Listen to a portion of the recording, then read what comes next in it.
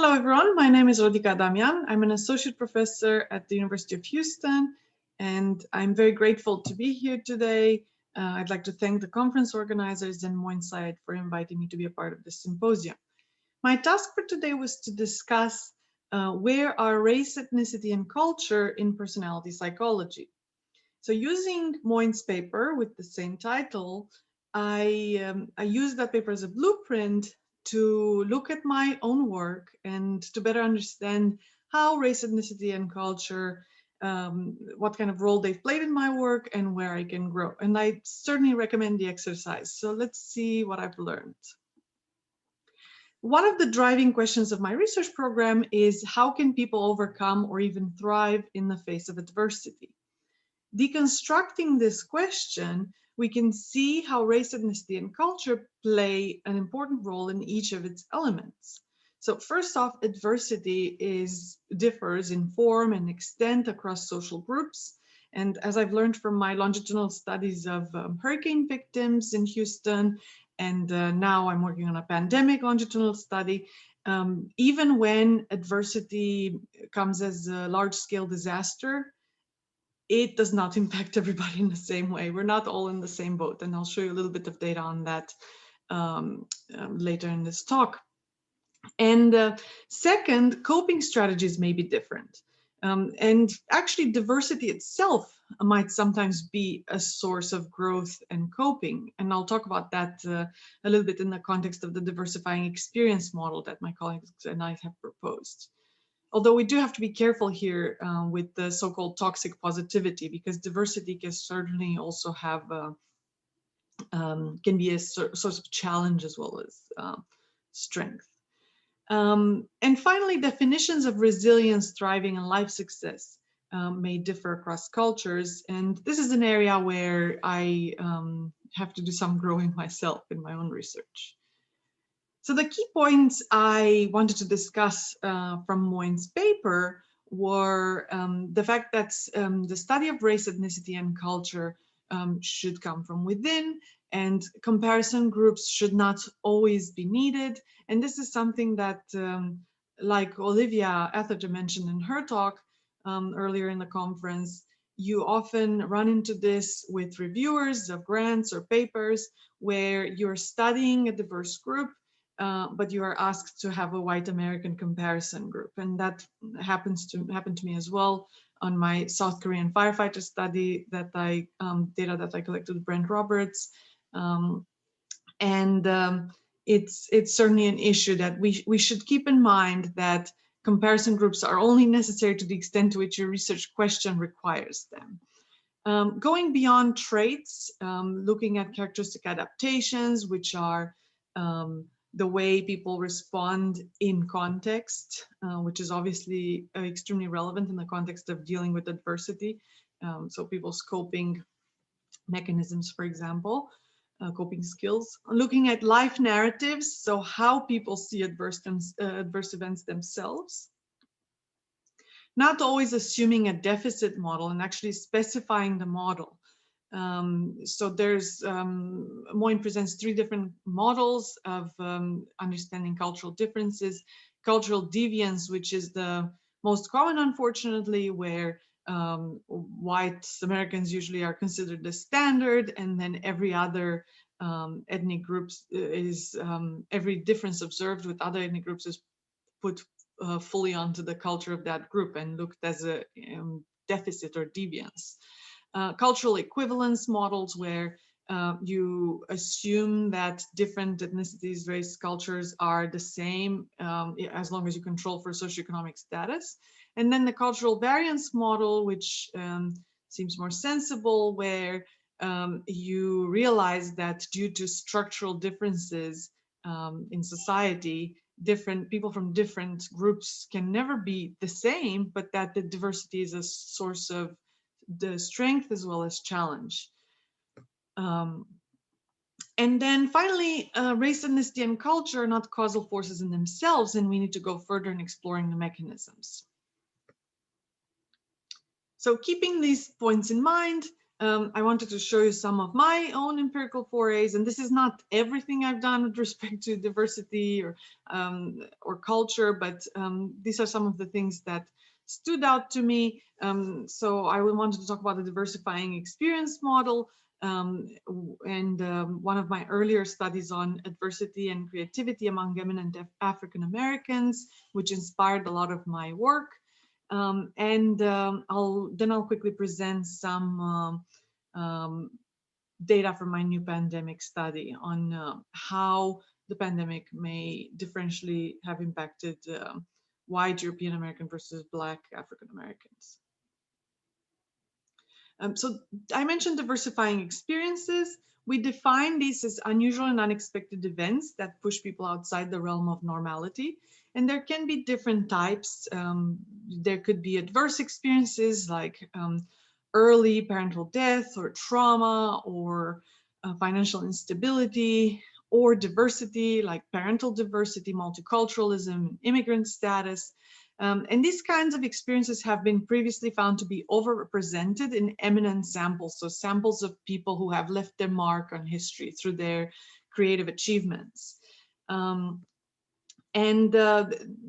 We put forward the idea that perhaps these kinds of experiences may help people see the world differently once they found a way to cope with them, and that may help them think more creatively.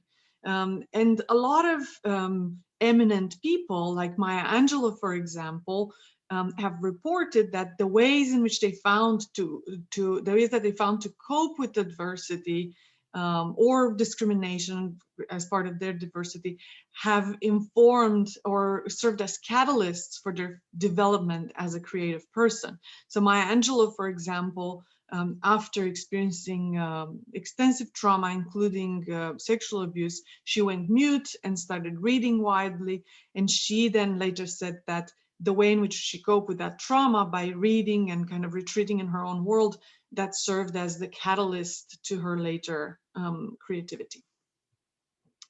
So while these kinds of experiences have been shown before to be overrepresented among highly eminent people, there hadn't been any study on eminent African Americans, and no study had looked at the magnitude of association between adversity of different kinds and career success among eminent people.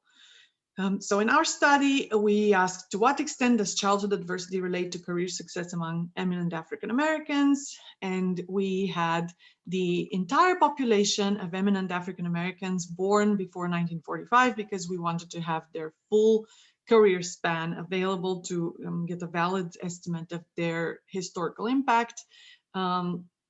And the selection criteria beyond their birth date was that they had to have an entry in all three comprehensive sources on African American eminent people. These are three different encyclopedias. And with these criteria, this was the entire population of eminent African Americans.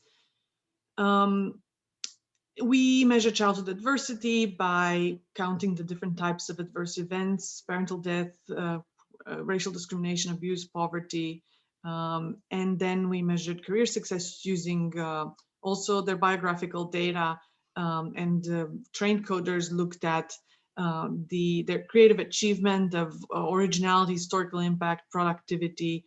There are different criteria, and eminence was assessed with the space devoted to these people in encyclopedias. We found that among these eminent African Americans, those who experienced more childhood adversity had higher creative achievement at the end of their careers and higher levels of eminence. And this finding is in line with the diversifying experience idea that adversity can be a source of strength. And that seems to be the case in the sample of eminent African Americans, but this link does not necessarily generalize. And with my colleague Marian Spengler, we later looked at two longitudinal studies in representative general population samples, one from the US and one from Luxembourg, and we found that childhood adversity was related to less career success in the general population, but that diversity So immigration status, multiculturalism were related to more career success once accounting for parental SES. So how can we reconcile these findings, specifically the adversity success link, which is positive among African Americans, but negative in the general population? Well, one possible explanation is the lay theories of the people who wrote the encyclopedia entries. So perhaps they tend to think that those who are more successful must have also had more adversity. But I did do a study on this question, and it turns out that lay theories about adversity and success actually are more about the negative impact. So people in general think that if you experience more childhood adversity, you're less likely to be successful. So maybe not that explanation. It could be that eminent people have benefit from more adaptive resources. So the kinds of coping skills that allow them to overcome adversity are the same skills that allow them to become successful, grow versus be crushed from adversity. So this is an empirical question. And another possibility is that it is you can have a negative link between adversity and success in the general population, while at the same time having a positive link in select subsample of eminent people. And that's because the status of eminence can be a collider, and when you're looking only at eminent people, you're conditioning on a collider. So if adversity causes you to be less likely to become eminent in the general population, let's suppose that, and career success causes you to be more likely to become eminent, and then you select based on eminent status, then you're conditioning on a collider. So then the association between adversity and career success can actually be even reversed in this subsample, because you're missing out from your sample. You're excluding the people who had adversity and had no career success. But that doesn't mean that there's nothing to this idea, because clearly there are people who manage to overcome adversity and even grow from it. So there's still the question of how do those people, even if this isn't the case for everybody for sure, for those few special people, how do they do it? So to kind of try to get more of some of these mechanisms in the general population, we propose the diversifying experience model, where we theorize that there are different levels of diversifying experiences. So this includes adversity and diversity, as I discussed before, and that perhaps the more medium level might be more conducive to growth. But that's not enough. It also depends on how you appraise the experience. So it's not the experience in itself is not the causal force, but it is your appraisal and the way you then cope with that experience that can either lead to growth or stagnation or maladaptive patterns of development. So for example, you could appraise that experience as a challenge or as a threat, and then that can have downstream consequences for growth or things like creativity. But then the way you appraise the experience as a challenge or threat depends on your available adaptive resources, which can be person factors, social factors. So these adaptive resources, we proposed several possibilities, but there are more that I'm going to talk about on the next slide. So the diversifying experience model, in my opinion, is a cultural variance model, because it does state that diversity and adversity can be sources of both strength and challenge, or challenge, depending on how you appraise them and the kinds of resources you have at your disposal to be able to appraise them as threats or challenges. So again, it's important to remember that race, ethnicity, and culture are not causal forces, so it's important to understand the mechanisms. For example, these are what adaptive resources people may have at their disposal. So this includes coping skills like emotional coping, self-efficacy, prior experience perhaps, social support, material resources, and the list goes on. So I'll give you a pandemic lockdown anecdote on the topic of prior experience as an adaptive resource. So my husband is Australian, and when Australia went in COVID lockdown, my Australian in-laws, who live in a beautiful mountain area near Melbourne, They had never experienced the lack of freedom. They were a little bit distressed about going in lockdown. Meanwhile, my parents in Romania, who live in a tiny apartment in a crowded capital city, they said, we'll be okay. It'll be just like the Chernobyl lockdown or the revolution, but without the radioactive clouds or shooting in the street. It'll be cozy. We have food. So maybe prior experience plays a role. Although I did test this idea in my study of hurricane victims from the Houston area, and I did not find prior experience with hurricanes to moderate people, personality development in the wake of a hurricane. But maybe it affects well-being or other outcomes. We still have to test these ideas. So there is all these moderators of adaptive resources sound good, but there is one gloomy prospect, which is that there isn't a moderator that's strong enough to kind of be the key across the board on average. So perhaps each person has their own different combination of adaptive resources that helps them grow. But certainly by taking into account race, ethnicity, and culture, we can get to a closer, a better understanding, perhaps, in case the types of coping are different across different social groups. So now that I mentioned the pandemic, I wanted, like I said before, to quickly show you some results from our longitudinal study on the pandemic. And we're conducting a longitudinal study with 3 waves across 1 year, starting in July 2020. So wave 3 is still ongoing.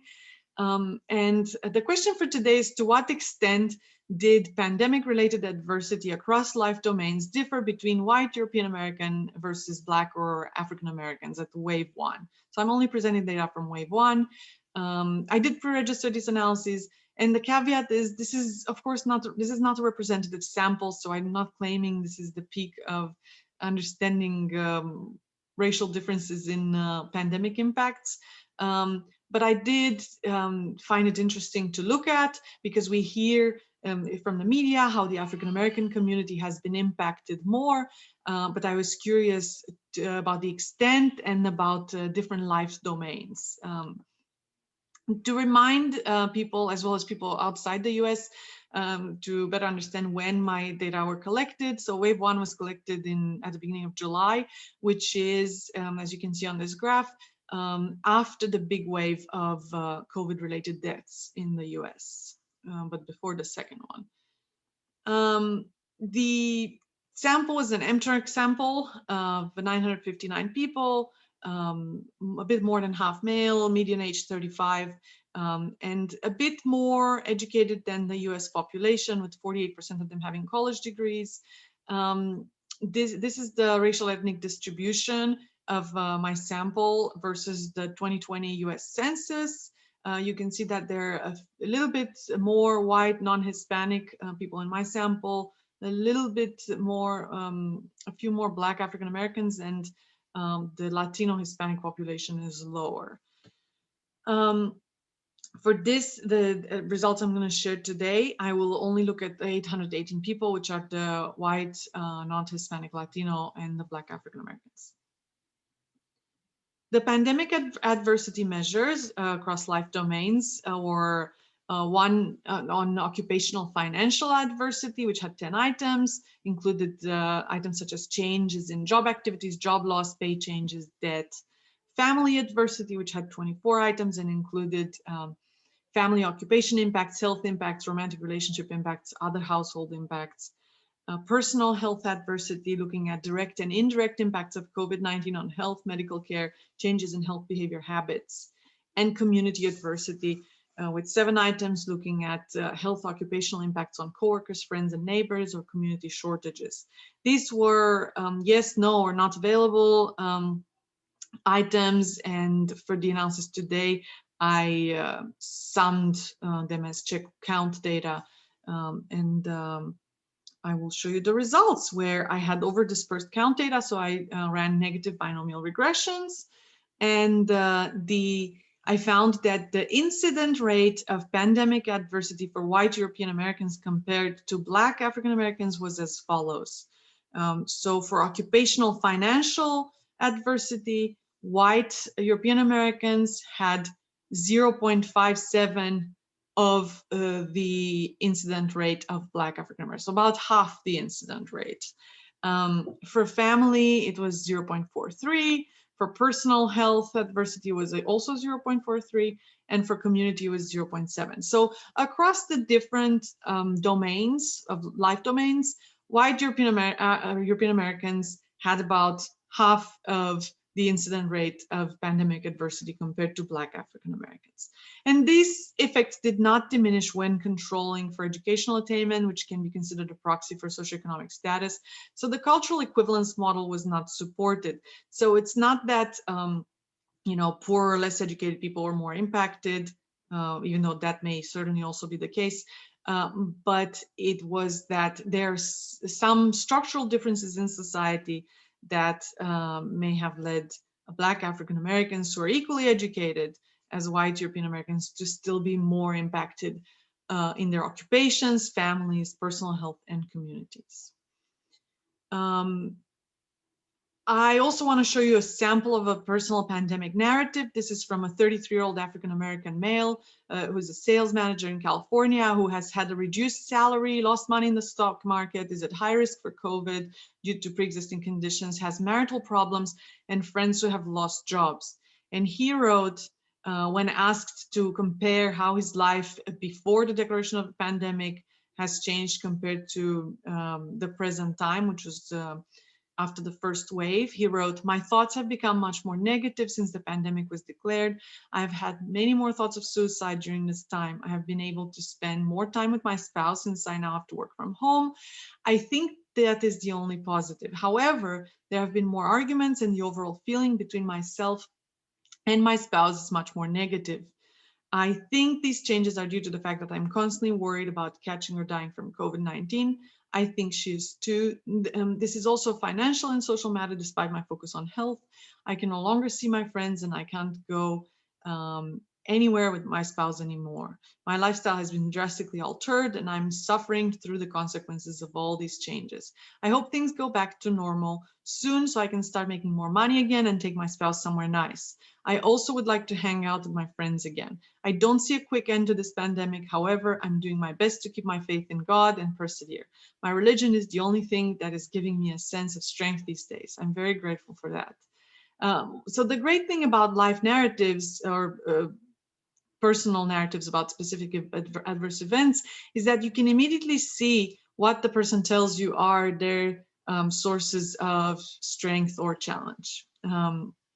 So I do have narrative data and I plan to look at it. I have not analyzed it for this talk.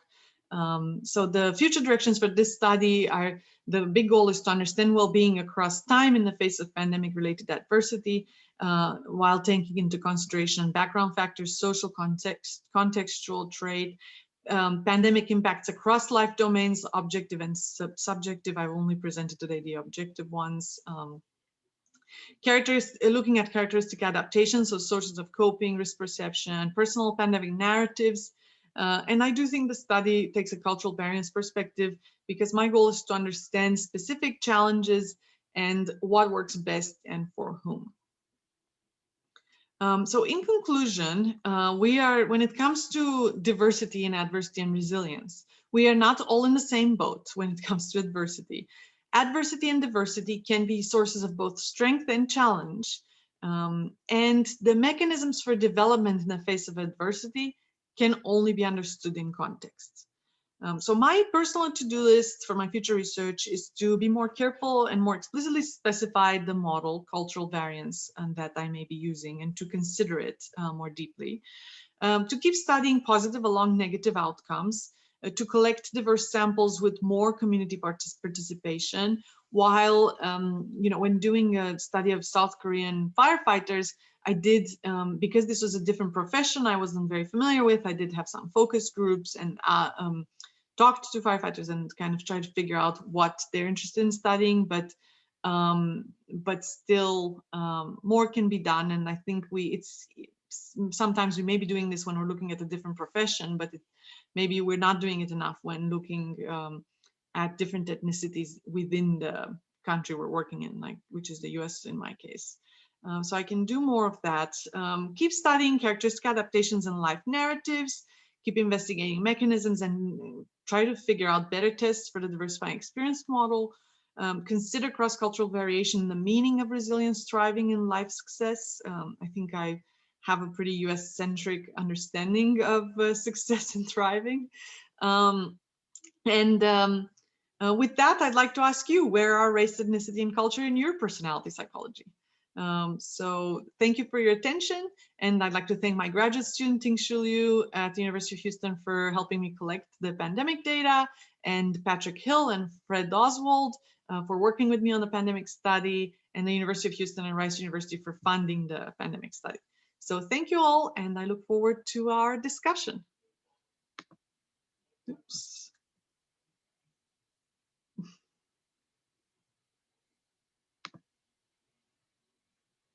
All right, bye.